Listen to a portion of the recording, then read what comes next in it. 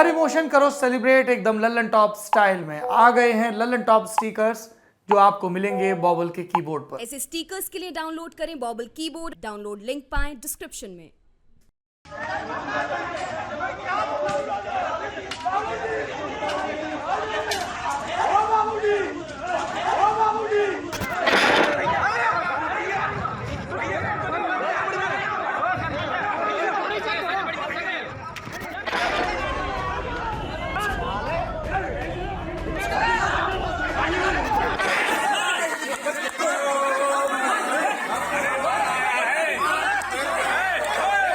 भीड़ के हत्थे चढ़े साधु मिन्नतें करते रहे लेकिन पीटने वाले हाथ रुके नहीं। चमड़े की बेल्ट लाठी डंडे जिसके हाथ जो लगा उससे साधुओं को पीटा गया। इनकी पिटाई की वजह के पीछे एक अफवाह थी जिसका ना तो किसी को पता था अता और ना छोर। वीडियो महाराष्ट्र के सांगली जिले के लवंगा गांव का है। जब मौके पर पुलिस पहुंची तो मामला एकदम उल्टा निकला। पुलिस की पूछताछ में पता चला कि चारों बच्चा चोर नहीं बल्कि मथुरा के पंचदशनाम अखाड़े के साधु हैं। चारों साधु तीर्थ यात्रा पर निकले थे और कर्नाटक के बीजापुर से पंढरपुर जा रहे थे। लवंगा गांव से गुजरते वक्त रास्ता पूछने के लिए साधुओं ने कार रोकी। इसी दौरान लोगों ने गांव में अफवाह फैला दी कि सभी साधु बच्चा चोरी के लिए आए हैं और यही अफवाह उनके साथ मारपीट की वजह बन गई। पुलिस ने साधुओं को भीड़ से छुड़ाया और अस्पताल पहुंचाकर उनका इलाज करवाया। डरे हुए साधुओं ने मामले में किसी तरह की शिकायत दर्ज नहीं कराई।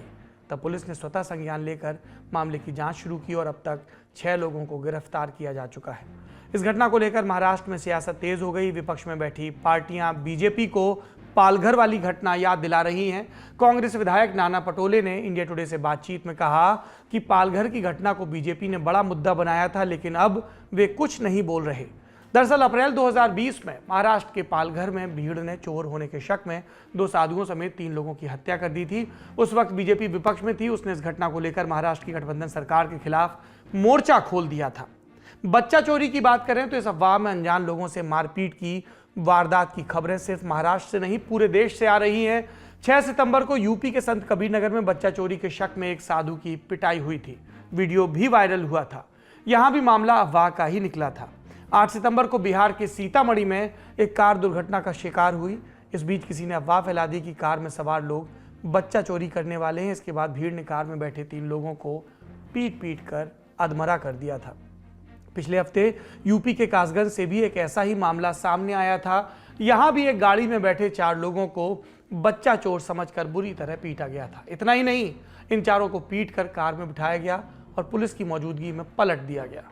बाद में पूछताछ में पता चला कि चारों बच्चा चोरी करने वाले नहीं बल्कि रिलायंस टावर पर टेस्टिंग का काम करने वाले कर्मचारी थे। इस तरह के मामले सबसे ज्यादा यूपी सामने आ रहे हैं। आज तक की रिपोर्ट के मुताबिक यूपी में पिछले 1 महीने के भीतर सिर्फ 7 जगहों पर बच्चा चोरी की वारदात हुई, जबकि 1 हफ्ते के भीतर ही यूपी में बच्चा चोरी की अफवाह के चलते मारपीट की 30 घटनाएं हुई, जिसमें 17 FIR दर्ज करके 34 लोगों को गिरफ्तार किया गया। यूपी में हालत अब ये हो चली है कि कई शहरों में पुलिस फ्लैग मार्च निकालकर जनता से इस तरह की अफवाहों से सावधान रहने की अपील कर रही है। अलीगढ़ के DIG दीपक कुमार ने तो यहां तक कहा कि बच्चा चोरी की अफवाह पर मारपीट करने वाले लोगों के खिलाफ NSA के तहत कार्रवाई होगी। फिलहाल यूपी में तेजी से सामने आ रही ऐसी घटनाओं पर ADG law and order Prashant Kumar ने क्या कहा, सुनिए।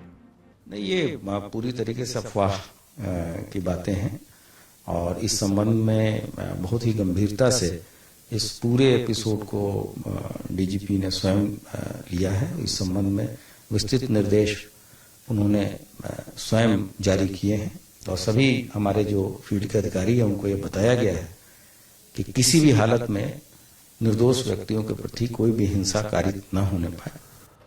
National crime record bureau NCRB इसकी क्राइम इन इंडिया 2021 की रिपोर्ट बताती है कि साल 2021 में अगवा होने वाले 1,04,149 लोगों में तकरीबन 70% बच्चे ही थे। कुल 69,014 बच्चे अगवा हुए। यहाँ लिंग भी मायने रखता है, यानी जेंडर। अगवा हुए कुल मामलों में 85% महिलाएं और बच्चियां थीं। एक साल में किडनैपिंग के मामलों में तकरीबन 20% का उछाल आया है। इसीलिए सतर्कता समय की मांग है, लेकिन हमारी सतर्कता हमारे विवेक को ना खा जाए तो फिर वो सतर्कता नहीं होगी। अफवाहों पर ध्यान ना दें, कानून को अपने हाथ में कतई न लें। कोई संदिग्ध दिखे तो पुलिस को सूचित करें। लल्लन टॉप का सबसे ठस, ठेठ और ठसकदार बेबी आ गया है लल्लन टॉप का पॉडकास्ट जिसका नाम है बाजा और ये बजेगा सिर्फ लल्लन टॉप ऐप पर।